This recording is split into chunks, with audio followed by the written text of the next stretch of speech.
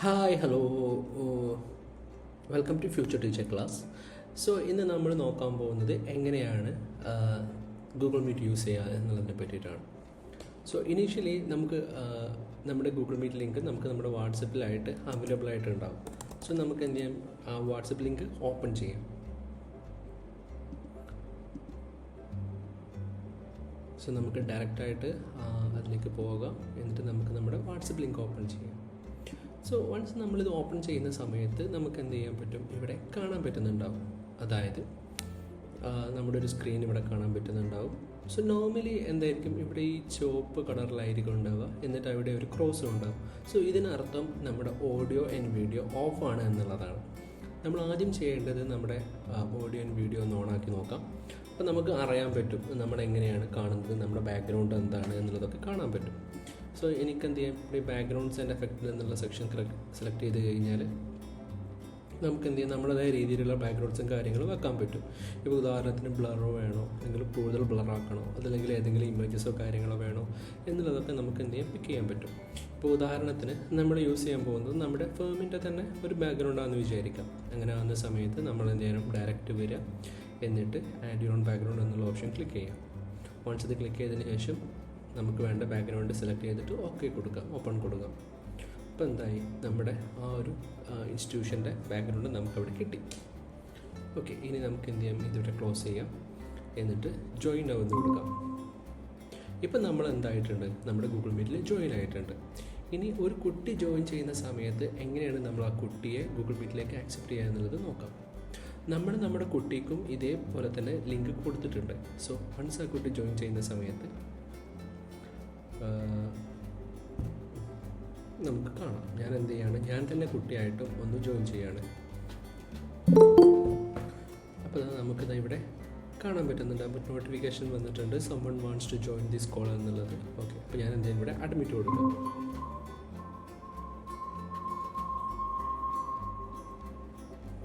ഞാനിവിടെ അഡ്മിറ്റ് കൊടുക്കുന്ന സമയത്ത് എന്തായി, കുട്ടി ജോയിൻ ആയി. ഓക്കെ, കുട്ടി ജോയിൻ ആയിട്ടുണ്ട്. അപ്പോൾ നമ്മൾ കുട്ടിയോട് പറയുകയാണ് വീഡിയോ ഓൺ ആക്കാൻ. സോ നമ്മുടെ കുട്ടി വീഡിയോ ഓൺ ആക്കിയിട്ടുണ്ട്. അപ്പോൾ നമുക്ക് എന്ത് ചെയ്യാൻ പറ്റും, ആ വീഡിയോ ഫീഡും കാര്യങ്ങളും കാണാൻ പറ്റും. പിന്നെ നമുക്ക് എന്ത് ചെയ്യും, ഇവിടെ നമുക്ക് കുറേ ഐക്കൺസ് കാണാൻ പറ്റും. അതായത് നമ്മളിപ്പോൾ ഓൺ ദ ഗോ ക്ലാസ്സിൽ നമുക്ക് യൂസ് ചെയ്യാൻ പറ്റുന്ന ഐക്കൺസാണ് ഇതൊക്കെ. ഉദാഹരണത്തിന് കുട്ടി നല്ലൊരു കാര്യം ചെയ്ത് കഴിഞ്ഞാൽ നിങ്ങൾക്ക് തംസപ്പ് കൊടുക്കാം, അല്ലെങ്കിൽ ഹാർട്ട് കൊടുക്കാം, അല്ലെങ്കിൽ അപ്ലോസ് ആയിട്ടുള്ള ഐക്കൺസ് കൊടുക്കാം. സോ ഇതൊക്കെ കൊടുക്കുന്ന സമയത്തുള്ള ബെനിഫിറ്റ് എന്താണെന്ന് വെച്ച് കഴിഞ്ഞാൽ കുട്ടി കുറേ കൂടെ എൻഗേജിങ് ആയിട്ട് ക്ലാസ്സിലിരിക്കും. അതായത് കുട്ടിക്ക് കുറച്ചുകൂടെ റിവാർഡിംഗ് ആയിട്ട് തോന്നും ക്ലാസ്സിലിരിക്കുന്നത്, ഒരു ഗെയിമിഫൈഡ് മോഡിലേക്ക് ഫീൽ ചെയ്യും.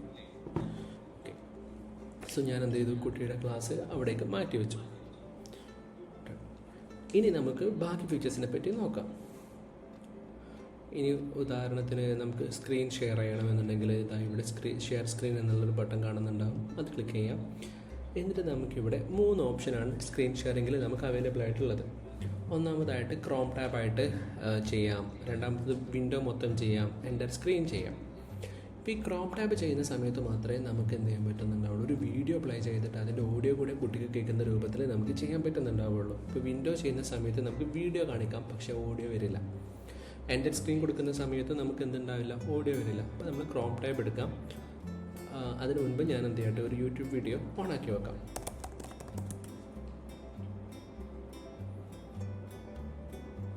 യൂട്യൂബ് വീഡിയോ ഓണാക്കാണ്. ഞാൻ എന്ത് ചെയ്തു, ഈ ഒരു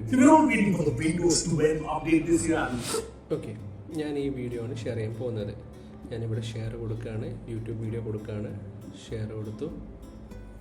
ഓക്കെ, ഇനി ഞാനിത് പ്ലേ ചെയ്യുന്ന സമയത്ത് macOS 26 but what we said is the 25H2 update, and God knows who keeps these names, but the point is this is probably the biggest Windows update of 2025. Actually some big features, big changes, and you know what, some of them smoke macOS, so hit that subscribe button, bang that bell icon, feel good, and yeah, let's go. ഇനി once ആ audio തീർന്നു കഴിഞ്ഞാൽ നമുക്ക് എന്ത് ചെയ്യാം, യൂട്യൂബിൽ പോയിട്ട് pose ചെയ്യാം. എന്നിട്ട് നമുക്ക് ആ ഓഡിയോ കിട്ടുന്നുണ്ടല്ലോ. ഓക്കെ, പിന്നെ നെക്സ്റ്റ് വരുന്നതാണ് ഹാൻഡ് റൈസിങ് എന്നുള്ളത് അത് നമുക്ക് ഗ്രൂപ്പ് ക്ലാസ് വരുന്ന സമയത്ത് കുട്ടികൾക്ക് യൂസ് ചെയ്യാൻ പറ്റുന്നൊരു ഫീച്ചറാണ്. ഹാൻഡ് റൈസ് ചെയ്യുന്ന സമയത്ത് ഇപ്പോൾ ഉദാഹരണത്തിന് നിങ്ങളൊരു ചോദ്യം ചോദിക്കുകയാണ്, ആർക്കൊക്കെ ഉത്തരം അറിയാമെന്ന് പറയുമ്പോൾ കുട്ടികളോട് ഹാൻഡ് റൈസ് ചെയ്യാൻ പറയുമല്ലോ നമ്മൾ ക്ലാസ്സിൽ, അതേപോലത്തെ ഒരു ഫീച്ചറാണ് ഹാൻഡ് റൈസിങ്. ഹാൻഡ് റൈസ് നോക്കി കഴിഞ്ഞാൽ ഇതാ ഇവിടെ കാണുന്ന പോലത്തെ ഒരു ഐക്കൺ ഇവിടെ കാണാൻ പറ്റും. ഓക്കെ, പിന്നെ നെക്സ്റ്റ് നമ്മൾ നേരത്തെ നോക്കി തന്നെയാണ് ബാക്ക്ഗ്രൗണ്ട്സ് ആൻഡ് എഫക്ട്സ്, നമുക്ക് എങ്ങനെ ബാക്ക്ഗ്രൗണ്ട്സും കാര്യങ്ങളും ചേഞ്ച് ചെയ്യാം എന്നുള്ളത്. ഇവിടുന്ന് നമുക്ക് മാറ്റാം. നമ്മൾ ആദ്യം എന്തായിരുന്നു ജോയിൻ ചെയ്ത സമയത്ത് മാറ്റിയിട്ടുണ്ടായിരുന്നു, അതിനുശേഷം ജോയിൻ ചെയ്ത് കഴിഞ്ഞതിന് ശേഷം നമുക്ക് എന്ത് ചെയ്യാം, മാറ്റാം. പിന്നെ നെക്സ്റ്റ് വരുന്നതാണ് വ്യൂ എന്ന് പറയുന്നത്. ഇപ്പോൾ ഉദാഹരണത്തിന് എങ്ങനെയാണ് നമ്മുടെ ഈ വ്യൂ വേണ്ടത് എന്നുള്ളത് നമുക്ക് പിക്ക് ചെയ്യാം. ഇപ്പം കൂടുതൽ കുട്ടികളുള്ളൊരു ക്ലാസ് ആണെന്ന് വിചാരിക്കാം. ഇപ്പോൾ നിങ്ങളിവിടെ കാണുന്നുണ്ടാവും സൈഡ് ബാർ വെക്കുന്ന സമയത്ത് നമ്മുടെ ഷെയർ ചെയ്ത സ്ക്രീന് വലുതായിട്ട് കാണുന്നുണ്ട്, ബാക്കിയെല്ലാം രണ്ടായി ചെറുതായിട്ട് കാണും. നമുക്ക് ടൈൽഡ് ആക്കുന്ന സമയത്ത് ഇപ്പോൾ രണ്ടാളുള്ളത് കൊണ്ടാണ് ഇങ്ങനെ കാണിക്കുന്നത്, അല്ലെങ്കിൽ ആ ടൈൽസ് ആയിരിക്കും കുറേ വരുന്നുണ്ടാവുക. പിന്നെ ഉള്ള ഡൈനാമിക് എന്ന് പറയുന്നത് അത് ഓട്ടോമാറ്റിക്കായിട്ട് ആൾക്കാരുടെ എണ്ണത്തിനനുസരിച്ചിട്ടും ഷെയർ ചെയ്യുന്ന കണ്ടന്റിനനുസരിച്ചിട്ടും അതെന്ത് ചെയ്യും, നിന്ന് തരും. Okay, so that's all in this session. We'll move on to the next session and we'll explore some more details.